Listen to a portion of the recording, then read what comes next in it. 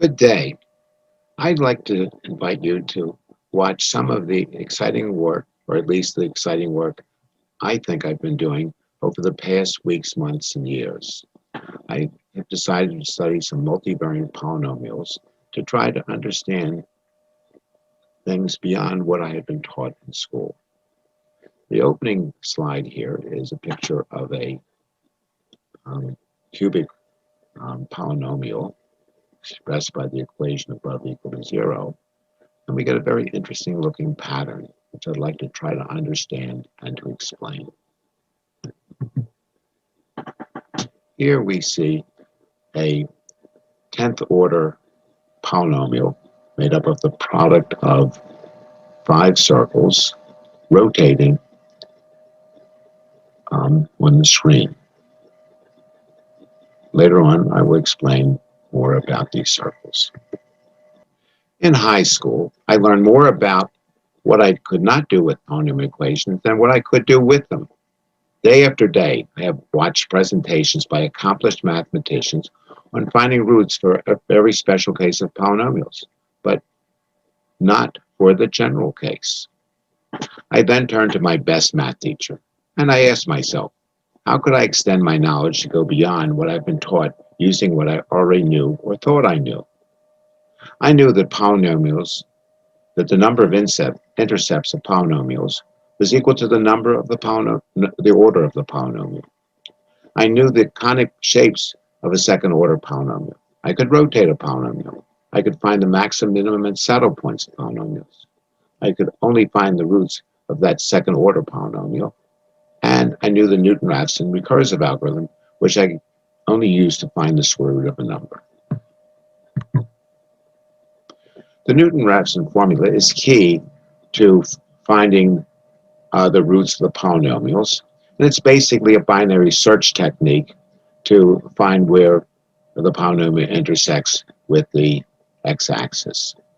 It can be derived by using the formula x, or the recursive formula x equal x minus the function divided by the derivative of the function. Okay, and what I've done here as an example is to show how this can be used. First, I want to find the square root of 2. So I start off with a seed of 1 and put that in. And after 3 iterations, I get the thing good to 4 places. I now decide I'm going to put in a seed of minus 1. And when I do that, I get the negative square root of the number. Very interesting.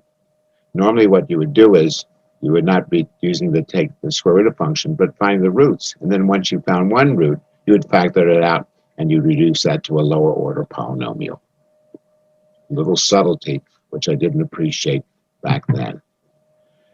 It turns out that complex roots are going to be a bane and a blessing in finding the shapes of the different curves. So in this case, I want to find the square root of negative 2.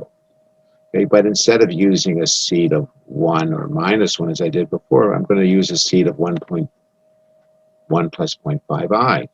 And in doing so, after 3 iterations, I find the square root of minus I to be 1.41, good to that many places, and a small error in the real part.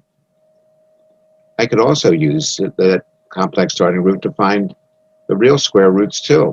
As you can see, I've got 1.41 after 2 iterations, and an error in the complex part that's very small. So in order to use this Newton-Raphson technique, this is the shape of my cubic function when I put in a value of y equal to 1. It will change shape as I put in different values. And what I'm interested in finding is the intercepts of that polygon with the 0 axis, which will turn out to be what the y value is, or where the y values occur. And so I find those intersections and then put them back into the function to get what the y value of the function is. I then basically scan down here, finding all of the points on this particular function. And the function I picked was basically the product of 3 lines. all intersecting at 0. Something that surprised me because I didn't expect that I would get something like this for a cubic equation. Okay, in order to rotate an equation, I give the formula for x and y, and it's different than the one that I taught in that I'm not rotating around the origin, I'm rotating about any point. If x0 and y0 equals 0, then I'm rotating around the origin. But this gives me a little bit of extension that I had figured out by myself after I had learned about rotating polynomials. And now we have a second order of polynomials, and I give examples of each one. The ellipse circle, the parabola, the hyperbola, and intersecting straight lines. Okay, and it turns out you can see that there's a little gap in here because as I'm doing my scan lines, I'm not doing it continuously, and I miss a few places in here. I could have improved that by doing my scan lines on the vertical instead of on the horizontal.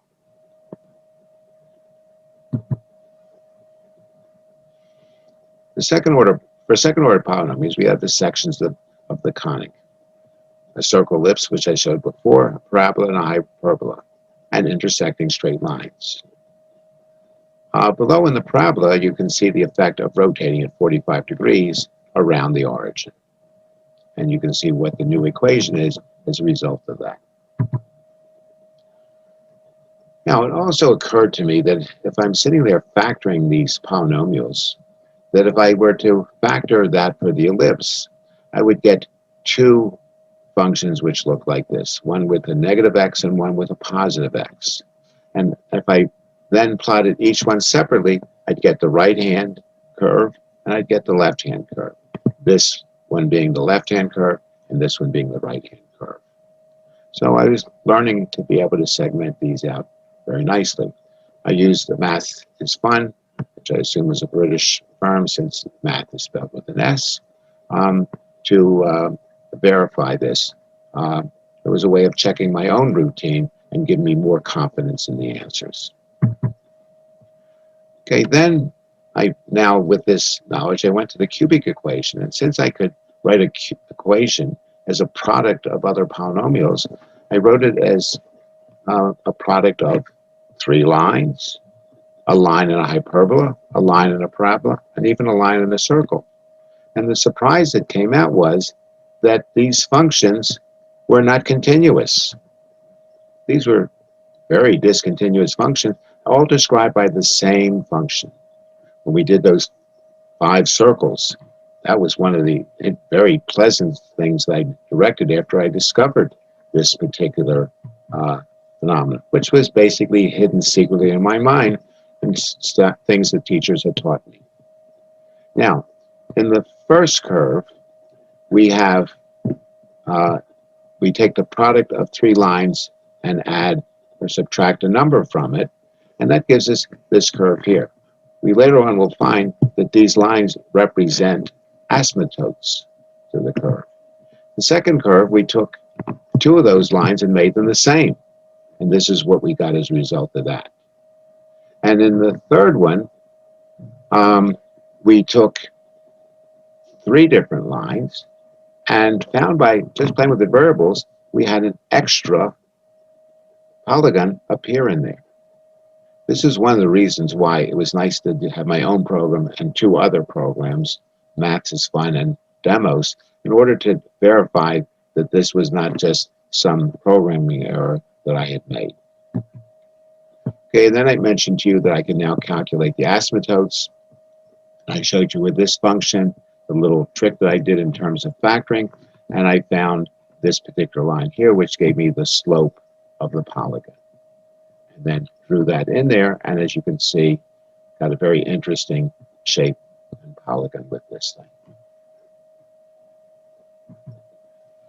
Okay, then I started playing with some other functions that I could work out easily. One was where I had a function that was cubic in,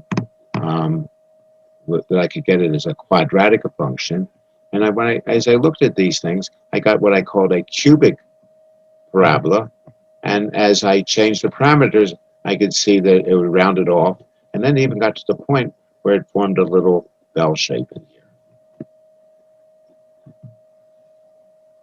But now this was where it became really exciting for me, because what I found is that when I was looking for factors, I could get a factor for the top part and the bottom part. So I showed in here the product that I got when I wrote this thing as a product of two factors. But what happened is that when I took one of those equations and plotted in the website routines, I could only produce this curve.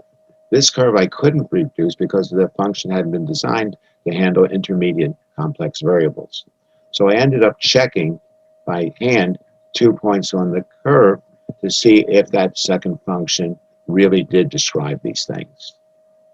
And as you can see, some points I could find exactly, others I could only find quite exactly. And what I actually did was just look at the curve and see where they cross the axis and then check these values. So there's a verification process there that is a really important part of trying to understand this.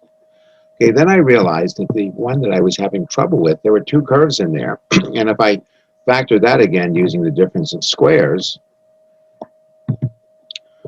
what I found was I got some complex numbers in there. And this sort of bothered me a little bit, because here I was dealing with equations which had real values, and the functions were becoming complex. But it turns out when I studied this, that if I take the quarter root of -1, I get 4 different values. And if I were to multiply one of these values by I, that it would produce as one of the other values. So this was sort of interesting, because now when I plug these things in, I would get complex number on both sides, which would then, using real numbers. Okay, and so, but I haven't been able to find a program that would plot this new function. But in looking at it, I realized that the square root of -1, or I, was a key thing to finding it. When I look back at the curves, I noticed one way I can tell the difference is one has negative x's and the other has positive x's. And part of this also came from the observation when I was breaking in the hyperbola into 2 separate curves earlier. Okay, then I started playing with these things and getting lots of different shapes. Rather interesting in terms of the shapes that I was getting, some of which were a little bit familiar with additional parts, but now I had a technique and approach for analyzing these. But I was starting to run a little bit out of time. We see that by building upon what we have learned, that we can get some good insight into a problem that seems beyond our comprehension. Dealing with non-multivariate polynomials, we get a sense of continuity, yet with multivariate ones, we see distinct independent curves appear, such as a circle or line for the 3rd order. However, for the 10th order, we could generate 5 independent circles, as shown in the movie of the 5 rotating circles. The asymptotes occur for the hyperbola, but we have found a way through polynomial factoring to find asymptotes for higher order polynomials. And as I mentioned before, I'm taking a pause now because there is much more to learn than I've presented already. This leads me to comment on math education and what I began to understand from my own education and what I was learning in here. Because the field of mathematics is so broad, there's not sufficient time to teach much of what is known. How then do we make the decision on what we should teach and to what depth? We are taught how to solve quadratics, but not cubics or quartics. We are taught how to use the Newton-Raphson technique for taking square roots, but not how to use it with complex numbers or how to decide on the starting seed. We are shown how to recognize asymptotes, but not how to search them out. However, with experience, we begin to see the need for development in science as we become wiser. I have noticed that in math books that interesting problems are presented that make use of some clever math trick, some such as finding pi through the sum of an inverted square series.